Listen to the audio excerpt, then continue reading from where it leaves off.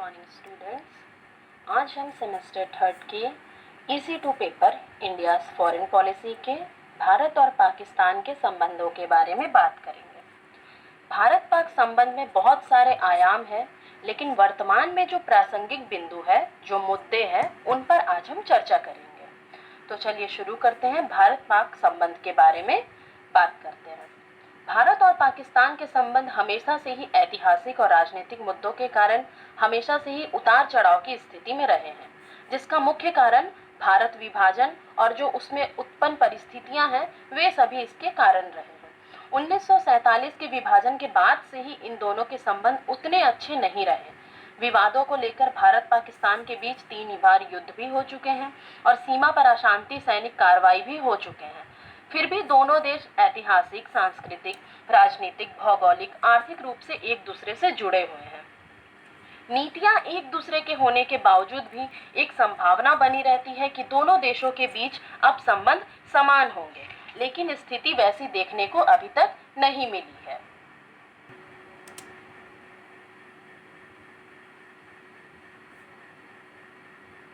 भारत पाकिस्तान के बीच तनाव बिंदु की यदि बात की जाए तो बहुत से ऐसे पॉइंट हैं जिनके बारे में हम बात कर सकते हैं, पर हम कुछ महत्वपूर्ण बिंदुओं पर ही चर्चा करेंगे जो आपके एग्जाम के लिए इम्पोर्टेंट हो। हम पूरे बिंदुओं पर चर्चा नहीं करके कुछ महत्वपूर्ण बिंदुओं पर ही आज चर्चा करेंगे।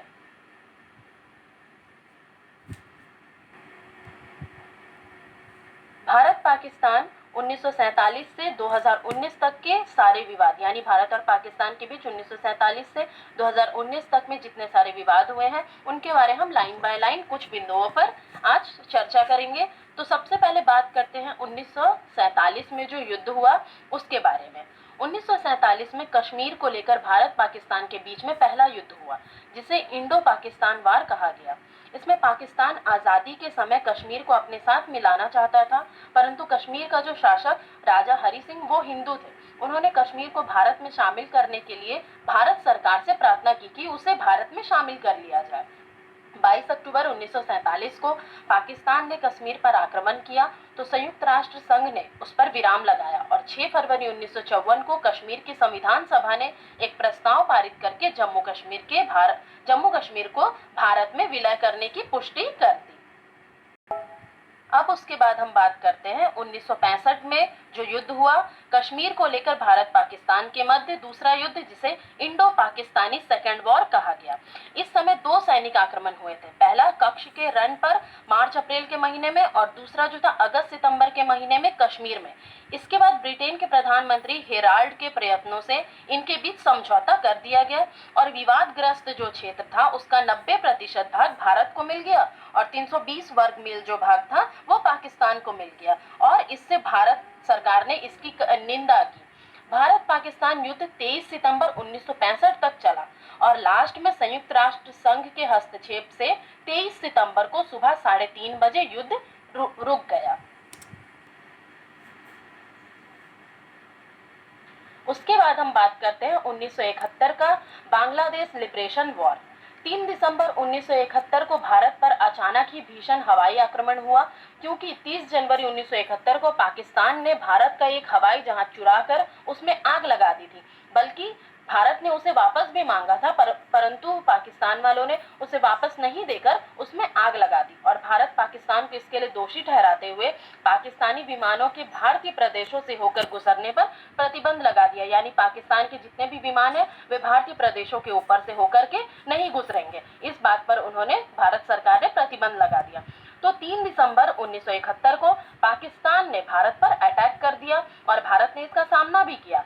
बांग्लादेश लिबरेशन वॉर में पाकिस्तान को बहुत बुरी तरीके से हार मिली थी, क्योंकि भारत ने पाकिस्तान के पूर्वी भागों को आजाद करा के उसे बांग्लादेश का नाम दे दिया था और ये 16 दिसंबर 1971 को पाकिस्तान ने अपने हाथ, और इसके लिए 16 दिसंबर 1971 को पाकिस्तान ने अपने हाथ खड़े कर दिए थे। तो ये थे बांग्लादेश लिबरेशन वॉर।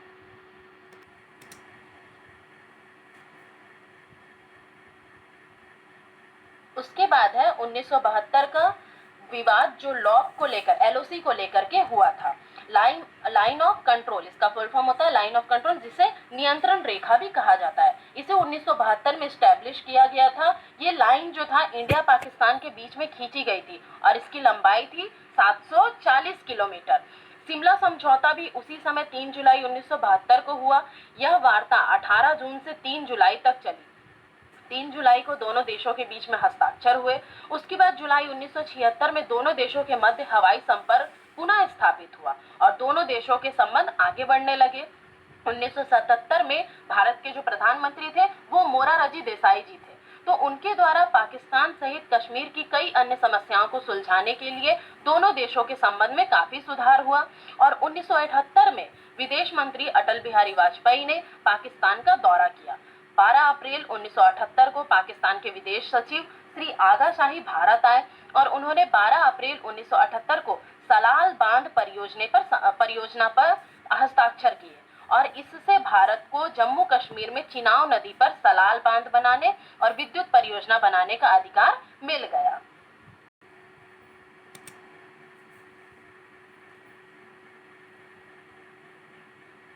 अब बात करते हैं 1984 में जो विवाद हुआ था वह था भारतीय सुरक्षा बल का सियाचिन ग्लेशियर पर कब्जा। 1984 में हिमालय पूर्व तराकोरामा रेंज के एलओसी के पास में सियाचिन पे हमारे देश के जवानों ने कब्जा कर लिया था, यानी भारत के ही जवानों ने सियाचिन पर कब्जा कर लिया और 12 नवंबर 1984 को श्री राजीव गांधी प्रधानमंत्री बने। उन्होंने पाकिस्तान के साथ मैत्रीपूर्ण संबंध बनाए, परंतु उन्होंने पाक के परमाणु कार्यक्रम को भारत के लिए गंभीर चिंता का विषय बताया और श्री राजीव गांधी और राष्ट्रपति जिया के बीच में समझौते होते हैं, परंतु पाकिस्तान में ही एक विमान दुर्घटना में वहां के राष्ट्रपति की मृत्यु हो जाती है और गुलाम इजहाक खां वहां के राष्ट्रपति बनते हैं और श्रीमती बेनजीर भुट्टो को प्रधानमंत्री की शपथ दिलाई जाती है और उन्होंने भी भारत सरकार के युद्ध वर्जन संधि के प्रस्ताव को उन्होंने ठुकरा दिया, मतलब वे ठुकरा देते हैं। उसके बाद बात करते हैं 1991 में भारत में श्री नरसिंह राव के नेतृत्व में कांग्रेस सरकार आई थी। इसके साथ भारत पाकिस्तान संबंधों के सामान्यीकरण की प्रक्रिया में तीव्रता आई। सन 1991 से 1998 तक दोनों देशों के अधिकारियों के मध्य कई बैठकें हुई।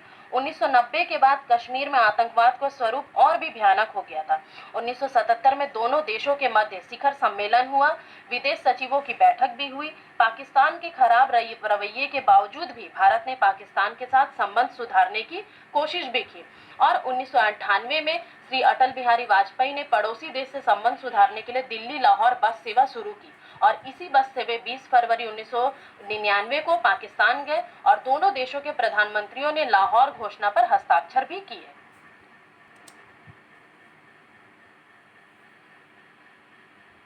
अब बात करते हैं 1999 में जो युद्ध हुआ वह था कारगिल युद्ध। इसे ऑपरेशन विजय के नाम से भी जाना जाता है। ये जो हुआ था, पाकिस्तान और कश्मीर के उग्रवादी जो थे लॉक क्रॉस करके इंडिया में आ गए थे और इंडिया की जमीन पर कब्जा करना शुरू कर दिए थे। भारतीय सेना के द्वारा उन्हें वापस उसी पार फेंक दिया गया था, मतलब भारतीय सेना ने इसका डटकर मुकाबला किया था।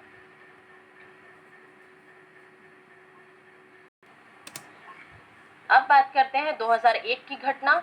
वो हुआ था 31 दिसंबर 2001 को इंडिया में पाकिस्तान से आए आतंकियों का भारतीय संसद पर हमला हुआ था और भारत ने लाहौर बस सेवा और एयरी रेल सेवा को बंद कर दिया था। इसके बाद प्रधानमंत्री मनमोहन सिंह ने पाकिस्तान के साथ संबंध सुधारने की कोशिश की और 8 अप्रैल 2005 को श्रीनगर मुजफ्फराबाद बस सेवा शुरू की।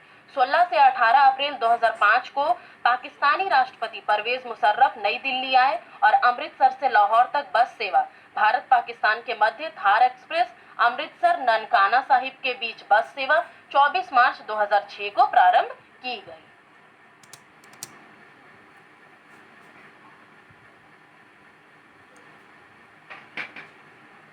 उसके बाद 2007 की घटना के बारे में बात करते हैं, जो पानीपत के पास समझौता एक्सप्रेस में बम धमाका हुआ था।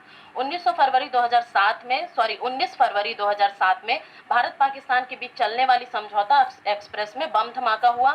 ये ट्रेन दिल्ली से अटारी और अटारी से पाकिस्तान आती थी, जिसमें बम धमाका हुआ था, जिसे पानीपत के पास समझौता एक्सप्रेस में बम धमाका के नाम से जाना जाता है।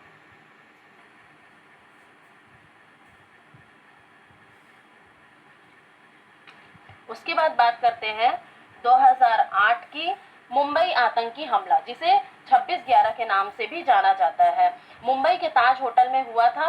ये फायरिंग 4 दिन चली थी और लगभग 164 लोगों की जानें भी इसमें गई थी।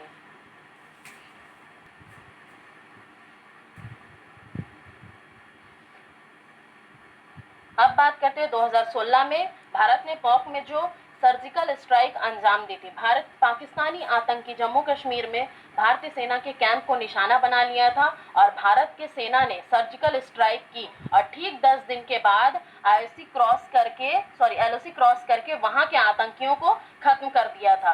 तो ये हुआ था इंडिया के आतंकियों के द्वारा सर्जिकल स्ट्राइक, जो वहां जाकर पाकिस्तान जाकर के वहां के सेनाओं पर में हमला किया गया था।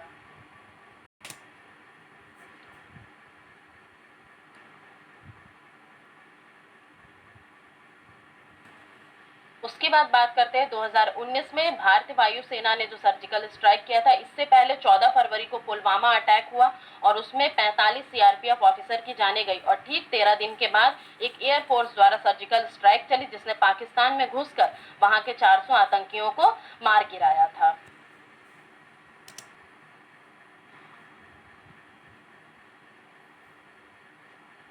वर्तमान में यदि प्रधानमंत्री तथा पाकिस्तान के मध्य संबंध की बात करें, यानी भारतीय प्रधानमंत्री और पाकिस्तान के मध्य बात करें, तो 26 मई 2014 को प्रधानमंत्री के रूप में कार्यभार संभालने के बाद नरेंद्र मोदी ने उनके शपथ ग्रहण समारोह में भाग लेने आए थे और पाकिस्तान के प्रधानमंत्री नवाज शरीफ के साथ भावी अपनी संबंधों की दृष्टि से अत्यंत महत्वपूर्ण द्विपक्षीय वार्ता में सीमा पार आतंकवाद का मुद्दा सख्ती से उठाया, लेकिन पाकिस्तान की ओर से कोई सकारात्मक रुख नहीं अपनाया गया। पाकिस्तान के साथ हमारे संबंध प्रारंभ से ही तनावपूर्ण रहे थे और कश्मीर मुद्दे को लेकर अब तक 4 युद्ध दोनों देशों के मध्य लड़े जा चुके हैं। मोदी सरकार के गठन के बाद से ही भारत लगातार पाकिस्तान को उसकी ही भाषा में जवाब दे रहा है। मोदी सरकार ने कूटनीतिक स्तर पर विश्व भर में पाकिस्तान को अलग अलग करने की मुहिम छेड़ रखी है और संयुक्त राष्ट्र संघ में भी भारत की विदेश मंत्री सुषमा स्वराज ने आतंक का पोषण करने वाले पाकिस्तान जैसे देशों की कई शब्दों में निंदा की। मोदी सरकार ने सिंधु जल संधि की समीक्षा शुरू कर दी। पाकिस्तान ने इसे युद्ध की कार्रवाई बताया और भारत के विरुद्ध परमाणु हथियारों के उपयोग की धमकी भी दी। संधि रद्द होने के डर से पाकिस्तान ने भी विश्व बैंक का दरवाजा भी खटखटाया और भारत ने नवंबर 2016 में इस्लामाबाद में होने वाले दक्षेण सम्मेलन का भी बहिष्कार किया। बांग्लादेश, अफगानिस्तान और भूटान ने भी भारत का समर्थन करते हुए इसका बहिष्कार किया। अब आतंकवाद के मुद्दे पर पाकिस्तान दक्षिण एशिया में अलग अलग पड़ गया था। मोदी सरकार द्वारा भारत पाकिस्तान के बीच विदेश सचिव स्तर की बातचीत को रद्द करने का निर्णय भी यह स्पष्ट संदेश देता है कि उसके द्वारा आतंकवाद और अलगाववादियों को दिए जा रहे समर्थन और लगातार सीमा पर युद्ध विराम के उल्लंघन की पृष्ठभूमि में बातचीत का कोई भी औचित्य नहीं है। ये है प्रधानमंत्री यानी मोदी तथा पाकिस्तान के बीच में जो संबंध है उसके बारे में हम बताया आप लोगों को।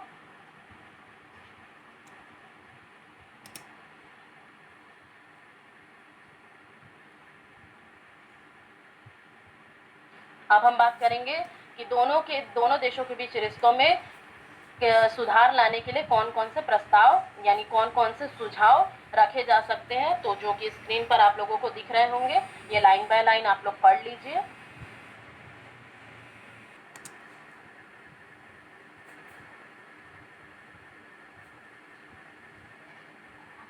उसके बाद देखते हैं भारत पाकिस्तान के बीच में कौन कौन से अब तक जितने सारे समझौते हुए हैं वे सभी हैं।